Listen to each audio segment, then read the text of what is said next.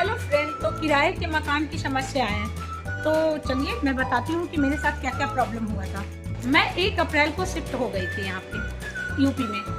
जब रहने आई तो ऊपर मकान मालिक रहते थे, नीचे ग्राउंड फ्लोर पूरा सेपरेट था। हम लोग को सेपरेट ही मकान चाहिए। यहाँ सबसे बड़ी प्रॉब्लम क्या हो रही थी, यहाँ न्यू यूनिट है और न्यू यूनिट होने के कारण कि यहाँ पे आपको किराए का मकान मिलना बहुत मुश्किल था। मतलब सेपरेट मिलना मुश्किल था। 1 रूम 1 बाथरूम 2 रूम दूसरे का 1 रूम आपका ऐसे था। तो मुझे वैसा लेना नहीं था। मेरे बच्चे 3-3 और परेशान करेंगे और फिर लड़ाई झगड़े मुझे नहीं चाहिए। मुझे सेपरेट चाहिए था, तो वो सेपरेट मिल गया। प्रॉब्लम का कहाँ से शुरू हुआ कि मकान मालिक के जो ससुर थे वो पेशे से टीचर थे, ठीक है। और जो उनके बेटे थे वो उतने पढ़े लिखे नहीं थे, वो दुकान में काम करते थे। और वाइफ भी पढ़ी लिखी थी या नहीं थी मुझे नहीं पता।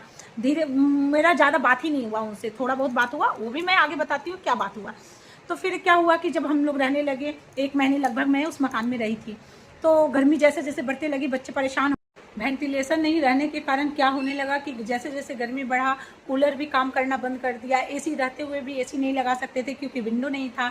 विंडो था भी तो अंदर हॉल में ही, मतलब आप मान लीजिए अंडरग्राउंड था वो। अंडरग्राउंड में ही अंदर अंदर ही विंडो था, बाहर का नहीं था। बीच में आंगन था तो वो ऊपर से रोशनी आने के लिए वो आंगन छोड़ रखे थे स्पेस, उसमें ग्रिल लगा हुआ था।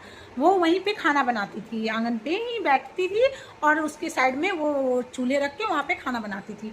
और जितने भी उनके परिवार वाले कभी आते थे, कभी सास ससुर आते थे, बच्चे हस्बैंड सब वहीं पे खाना खाते थे। कोई कोई तो आंगन पे ही बैठ के खाना खाते रहते थे। मैं नीचे जितना भी काम करती थी ऊपर से वो देखते रहते थे। उनकी सास कितने बार वहीं पे बैठे रहती थी, बाथरूम से नहा के निकलते रहते थे तो देखती थी।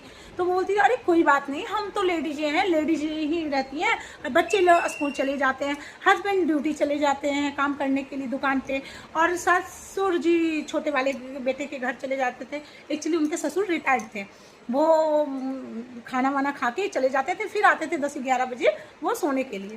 तो क्या प्रॉब्लम है लेडीज में, क्या प्रॉब्लम है, ऐसा वो बोलती थी।